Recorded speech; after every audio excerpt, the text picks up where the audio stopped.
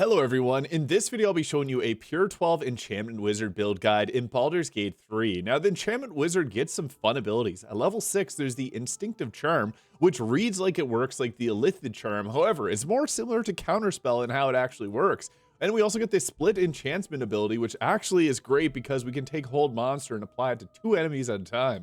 Now there's only one cantrip that we can get here that makes sense with friends. This is great if you're the face of the party, but if not, it may not be as useful. I really like to have Mage Hand as well, as Mage Hand can throw water bottles and things like that to help support your team. And there's also Minor Illusion, which is an illusion spell, but illusion and enchantment kind of go together. These are actually really well in conjunction together.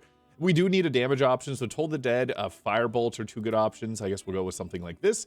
And then for our spells, I'd recommend grabbing Mage Armor, as that's just going to help us stay alive. Magic Missile, guaranteed damage is always nice. Shield for the +5 to armor class, keeping us alive. Thunder Wave is great for the pushback, knocking people off of ledges is always fun. Ice Snipe, if you get silence, you can still cast this spell, so that's a good one. Or Chromatic Orb. I like to have Ice Snipe just as a backup. False Life for the 7 temporary health is great, but I like to go with the Find Familiar for the Raven to blind enemies. And for our stat spread, now you can go with a 17 intelligence if you wanted to and use the Hag's Hair on that. However, you don't have to. We can then put our points back in like this. I like to go a little higher in dexterity, as our initiative is important in going first as a wizard, and you can swap that with Constitution if you want a bit more staying power in bulk. At level 2, we get to take the Enchantment subclass. Your magic influences, beguiles, and bends the will and conviction of those around you. So at this level, we get Hypnotic Gaze. This kind of is okay. And what's interesting is it has a Wisdom save. It lasts for 2 turns. But once you hit the enemy with a spell, what you can actually do is cast this again. And if they've already failed to save, it actually works again on them. And then for our next level spells, it's really not super important. We'll take Grease and the Chromatic Orb, because we already got the spells that we want there. And we can always learn them from scrolls. That's one of the beautiful things about the wizard. So we're going to prioritize spells we don't learn from scrolls. But level 2, if we want to maximize damage, Hold Person into Scorching Ray is really good, because this will give free crits on those Scorching Rays. That's going to maximize our damage. We could also grab Misty Step to be able to teleport around, which is nice for the mobility. Even something like Darkness can be good if you have gear to be able to see within darkness, but I think that these 2 work best at this level. And if you can only prepare one of them, take Scorching Ray, so you just have a guaranteed damage option. That's pretty good. Level 4 gives us another cantrip. This lets us take Bone Chill, which is great as we get a little bit later on in the game. We want to have this to stop targets from receiving healing, most notably like the Merkil fight in Act 2. Rear Frost and Shocking Grass are 2 other good considerations if you prefer those. Now at this level, actually invisibility is actually pretty fun. It isn't an enchantment spell, but it's an illusion spell, so that's really fun. I think there's a lot of illusion spells that work really well here, because we only really got Crown of Madness. I actually think we'll take it for this one, because this can be pretty, this is an underrated spell. I actually did a video on the most underrated spells in Baldur's Gate 3, and this is one of them, because you can make the enemy attack another enemy, which is really good. Now into our feat here, I would recommend going with an intelligence increase to 18, or taking the alert feat for the +5 to our initiative. Into level 5 here, we get access to our more powerful spells with Fireball, Lightning Bolt, and Counterspell. My personal preference at this level is to take Lightning Bolt and Counterspell, just giving us a guaranteed damage option that can hit multiple enemies at a time, and Counterspell to protect our entire team. This is really good, so we'll prepare, I guess, go with something like this here. And Crown of Madness being a pretty effective spell, but here's the Instinctive Charm. Charm an enemy attacking you. They'll attack a new target if possible as a reaction. Now, this is different from the Illithid Charm, because with the Illithid, that charm version is after the attack. This is before the attack. Now, this actually works really weird. So, creatures will have advantage on saving throws versus charmed effects from enemies that are in active combat with. So, they will always roll the save with advantage, which is kind of unfortunate. But yeah, basically how this happens, you get attacked with an attack roll. You use this ability to instinctively block the attack. If the enemy fails their saving throw, they fail the attack, so it doesn't hit you. But what's interesting about this, let's say they don't have extra attack, they gain an extra attack. So if it was like, for some reason, a cleric attacking and they don't normally get an attack, this will give them another attack to strike back with. So it's kind of interesting, but it can protect you. So wizards are squishy. But we also get to take a couple more spells. I like Glyph of Warding. It's kind of similar to Fireball, but you can lay this down in an area of effect. If you're a half-elf, using the Sleep Glyph can be a really useful ability just to put everyone to sleep and not yourself if you get overwhelmed. Fear is another good spell. This is an illusion spell, but they're kind of similar in their ways. So I like to go with Fear and Fireball, or the Glyph of Warding Sleep if you're a half-elf, and I'm a half-elf, so I'm going to throw that on there. And I guess we'll prepare Fireball. It just depends what your preference is between those 2 spells. I think that the Chromatic Orb, or the Glyph of Warding, is pretty good, though. Now we get access to some more great spells. We get Minor Elementals, always take the Elementals, and Ice Storm. This creates difficult terrain for the enemy, and it does a pretty good amount of damage as well. We want to be able to set up terrain because, yeah, we can enchant enemies and then make them do some pretty silly stuff with that. terrain that does not require concentration. That's, I guess, why we want it in the first place. We'll take Confusion. I really like this spell, although we could learn it from a scroll for cheap. And then I guess our next spell that we could go with is Banishment is a choice, but I really like to go with Greater Invisibility, which can turn yourself invisible, and then we got Confusion there for the crowd control and a large area of effect. This can be upcast to actually hit multiple enemies, and they only have a 1 in 10 chance of attacking normally, so it's a really good spell. We want it on there. I think Confusion is really good. At this point, we can take an Alert feat for the +5 to Initiative, or you can go with an Ability Score Improvement, or the Dual Wielder feat if you prefer using 2 weapons. Level 9, we get access to level 5 spells, and there's 2 very good ones with Conjure Elemental. The Water Elemental's main punch attack will apply Chilled on the enemy, which then makes Cone of Cold deal double damage. That's 64 turns to 128 potential damage. Pretty good if you ask me. So these two go together like peanut butter and jelly. We'll throw them on just like that. And you can take off mage armor if you find you got like clothing or different type of robes that work, or really any type of increase your armor class if you're using like any type of heavy armor or anything that gives like the Elven Chain.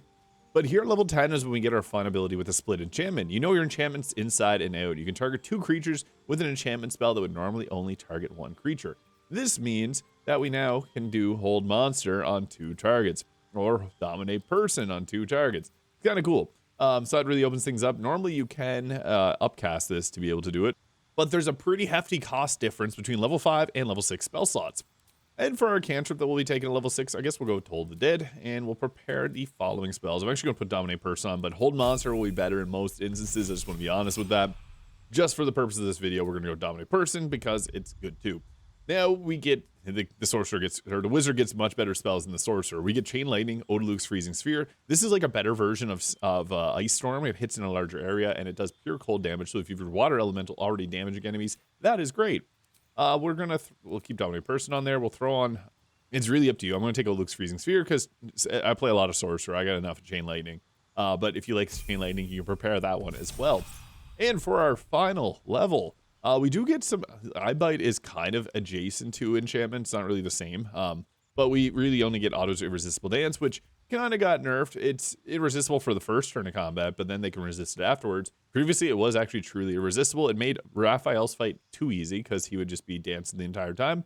But we'll also take Wall of Ice. It's a good damage spell that got fixed in patch 8. We won't prepare it though. We'll throw in Otto's Dance, and we'll go with the following spells as such. You can take off Minor Elementals if you find you don't use them, and throw in Hold Monster because that is a really good spell as well.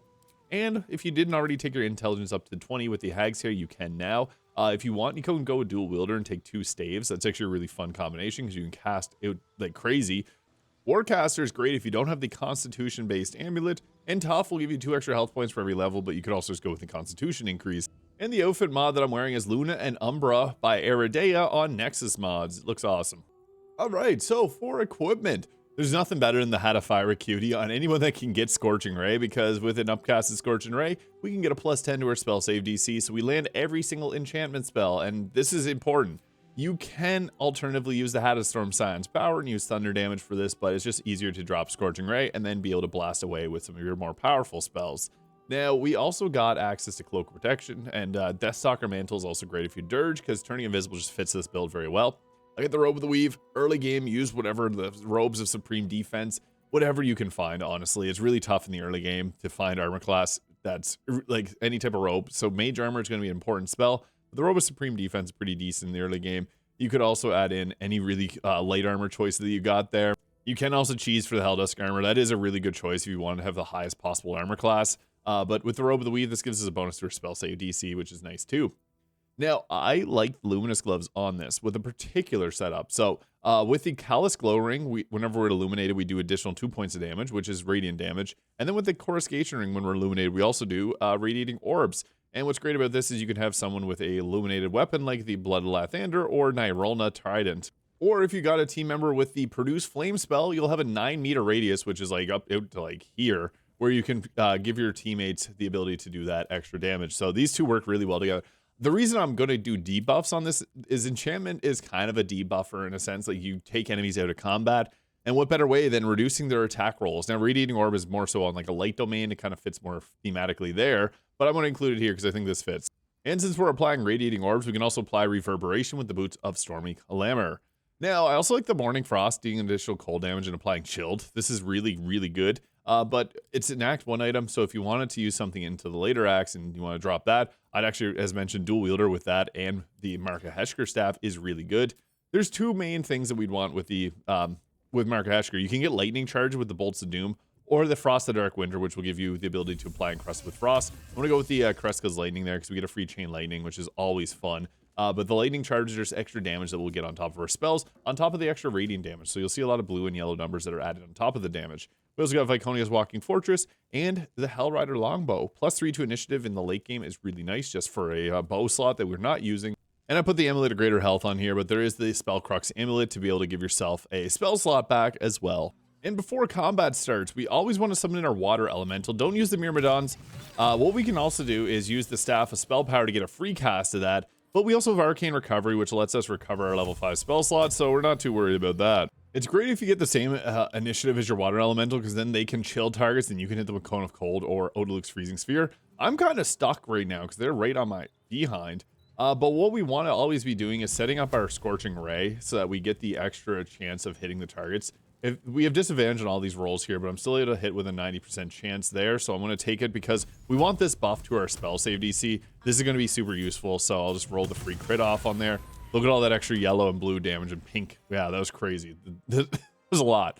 But we now have our +10 to our spell save DC, so we now have 29, and this means that we're not likely going to miss any of these spells if we want to drop something Otto's Irresistible Dance on 2 targets, which you normally can't do. I'm going to go for the crowd control option because I'm kind of screwed. I only play as the one character here, so we need to do something about these targets here. So I'm going to drop an Odaluk's Freezing Sphere, which then does radiant damage, or just kills everybody there with the extra damage riders. That was great. If we had another bonus action, I guess there's nothing we can really do here, but it'd be nice to be able to have cast one of those instead. I just wanted to get some crowd control and damage out. The best part of the elementals is they actually get a lot of mobility. They're not bothered by our ice, and they get the elemental warp. Not a lot of people actually know that they get the warp, but I just want to bring your attention to it because it gives them so much more mobility. They can do it per turn. Then we can go in here and use our main punching attack there to potentially apply. Yeah, we got chilled off, which means double cold damage. And the water elemental, it plays an important role as the meat shield as well.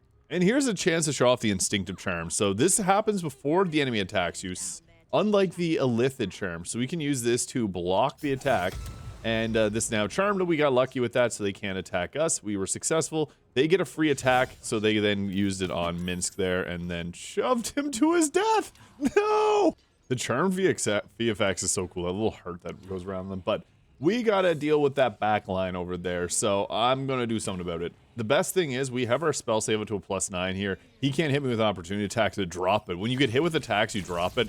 We got 95% chance of landing a Chain Lightning, which chained and took those targets. Almost took them all out, but our Water Elemental's back there, just chilling. Yeah, now we got an option. We don't have a concentration set up, so what we can do is go ahead with something like a Dominate Person on a couple of these here. So that's cool. I'm going to use that because we get to twin it for free, 99% chance. Boom, we dominated them. They're now on our side. One of them's on our side, so they're now someone that'll work with us. And our Elemental in the back line, missing, of course. But they play a really important role of just attacking. And there's our green teammate here, making a weapon attack against this target here. What's funny about Dominate Purses is you see right there, they'll actually get into a fight with each other, which is sweet. This one here broke out of it, unfortunately, so that's not great. But we can always go ahead with another split enchantment. And we also have the Band of the Mist, or the staff to give ourselves a free cast, so we can then do the free double Otto's Irresistible Dance. Which is funny about this is it's a guaranteed hit for the first turn, so there you go. That's the only way you get 2 of the level 6 spell for the price of 1. And then you can just go ahead with a Instinctive Blast here because they're nice and close, critical hit. Yeah, it's just really funny seeing this too. I love the Otto's Irresistible Dance. We'll try this again for Minsk, and there we go. Good. They are trying to resist it. Oh, no. Oh, my God, Shadowheart, no. No, all right. They're still dancing, but they shoved them. That sucks. Well, both my teammates got shoved to their death. I don't know what it is about the Enchantment Wizard. They don't normally shove that often, but yeah, that was odd. Very useful to be able to apply Dominate Person to 2 people at a level 5 spell slot or 2 Otto's Irresistible Dance. That's the only way you can do that. And even things like Hold Monster are very valuable. We also got the Hypnotic Gaze here, which is cool, but I don't like using it past like level 4 or 5-ish. So yeah, that's my thoughts. Let me know yours in the comments. Whoa, hello there. If you had a good time with this video, please consider subscribing. I hope you have a great day, and we'll catch you in the next one.